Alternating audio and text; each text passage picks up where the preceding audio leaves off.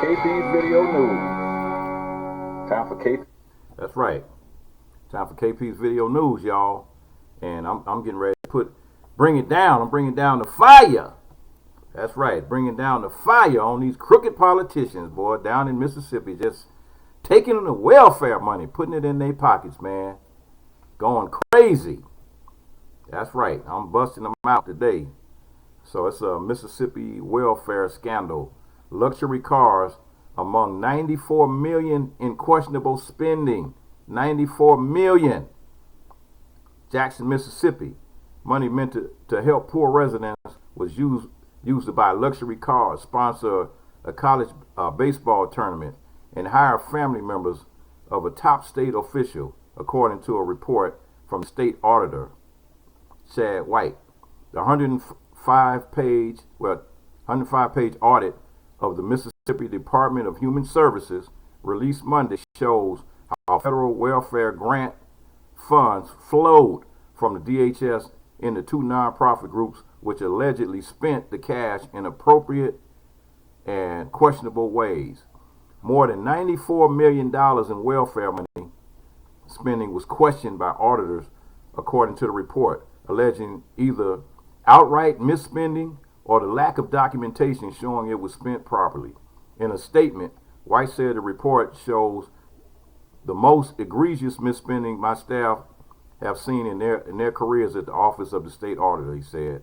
If there was a way to misspend money, it seems DHS leadership or their grantees thought of it and tried it.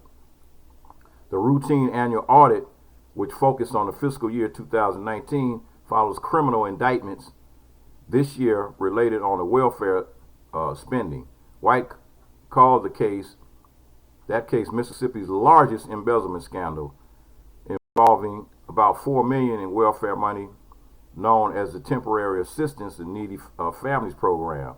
Those facing criminal charges include former Department of Human Services Director John Davis, as well as Nancy New, the leader of the Mississippi Community Education Center, one of the nonprofit groups that receive millions of TANF dollars.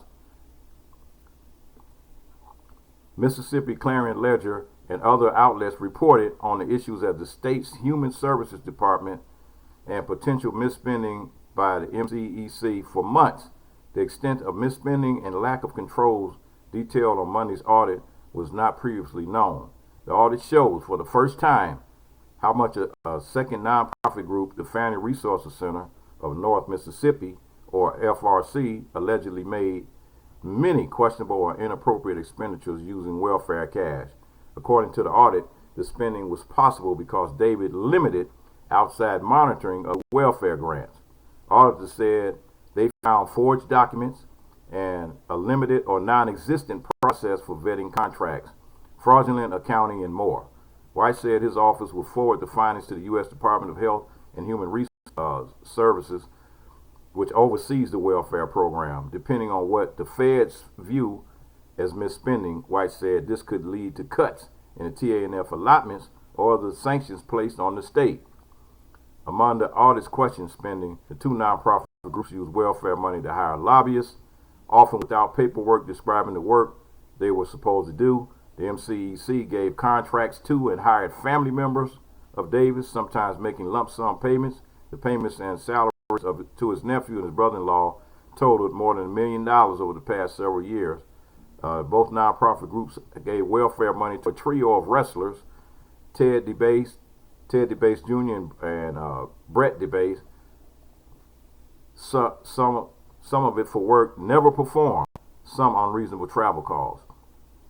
MCC paid Victory Sports Foundation with welfare money to run fitness programs, some of which Mississippi legislators and other officials or staffers participated in, free of charge.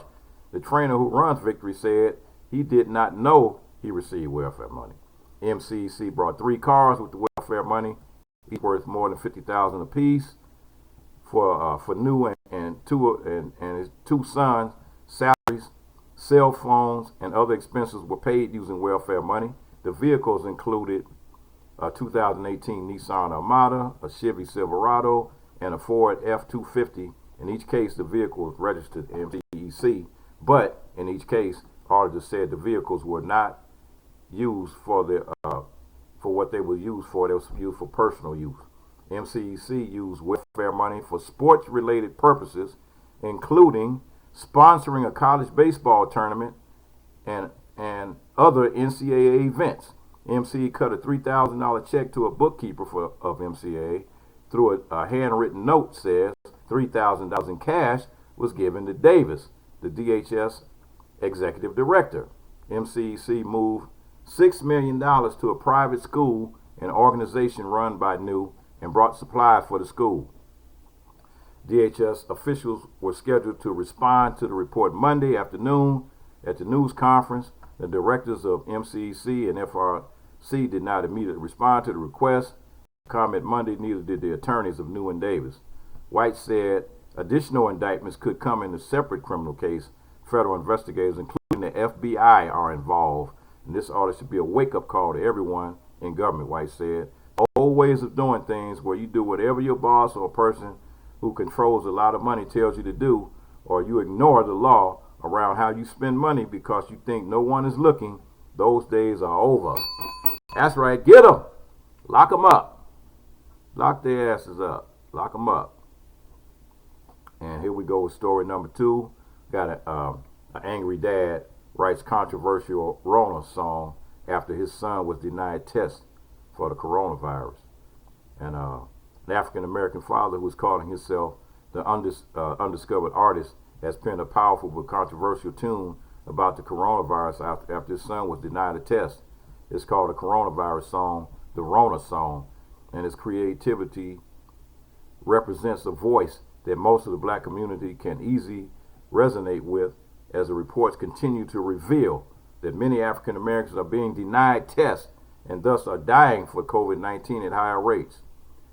The undiscovered artist, whose real name is Irvin Lee, is from Washington, D.C. area. He says a personal experience motivated him to write, produce, and sing the song. His own son began experiencing COVID-19 symptoms, was admitted to the hospital, but was told that he did not qualify for a test. Lee comments, it was very scary. My son was experiencing shortness of breath and other symptoms and immediately began self-isolating himself to try to protect his family. But when he went to the emergency room to try to get a diagnosis, they told him that he didn't qualify for a test, even though he has health insurance. This angered me, Lee said. Thankfully, his son turned out to be okay, and the whole experience, however, inspired him to create a song that others with similar experience would be able to relate to. The song, which took him just 2 weeks to finish, is a voice that millions in the black community can resonate with. It speaks to the confusion, frustration, and disappointment that many are feeling as local and national data slowly reveal that not only are African Americans more likely to die from the coronavirus, but many of them are being denied testing and treatment. Let me say that again. Many African Americans in the United States are going to die from the coronavirus because many of them are being denied testing and denied treatment. Not because they're saying, oh, black people are dying because they got bad health. No. This is the reason. Because they're being denied the services. I had to write a song to capture this, Lee says. Many of my writing is heavily influenced by artists like Stevie Wonder and Marvin Gaye, who during the time created music about the struggles and injustices that people have to deal with. Officially called the coronavirus song, the Rona song, by the undiscovered artist. The song can be heard at www.coronavirussong.com and can be streamed on iTunes, Spotify, Amazon Music, Tidal, Google Music, and more. Lee says that he would donate a portion of the proceeds to families affected by the COVID-19. He is also using the song as a perfect opportunity to kick off his very own independent record label called Music You Can Feel, which promises to release more compelling songs about serious topics. So, ring the bell on that one. It's like, yeah, man, you know, it's a lot of people out there that have been denied services. So, you know, hey, it's pretty rough out there right now. You know, and it's really sad, really sad. And I'm gonna do this last one here. It's like Detroit shelters make 20,000 meals for homeless families affected by the coronavirus pandemic. And celebrity chef Maxell Hardy has joined forces with several other chefs in Detroit to help feed families living in the shelters amid the coronavirus pandemic. They have so far produced over 20,000 meals in a month. With the ongoing health crisis, several businesses have been affected, including Hardy's Coop Caribbean Fusion restaurant in Detroit, which has been temporarily closed. Despite that, Hardy continued cooking, this time for the city's homeless families. We're just trying to do what we can to make sure that we take care of the most vulnerable folks here in Detroit, that being our homeless population, Hardy said, a lifelong Detroit resident.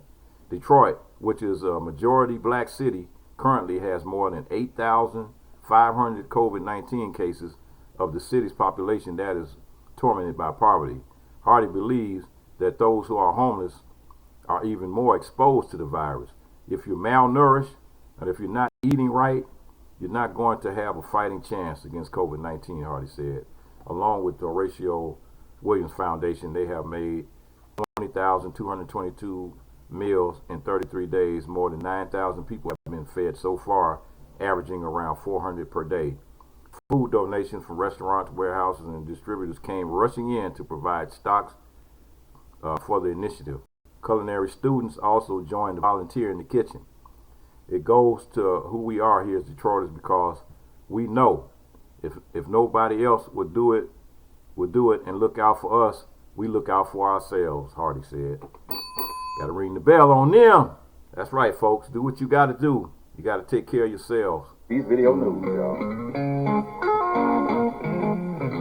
It's time for the news. Time for the news. Peace.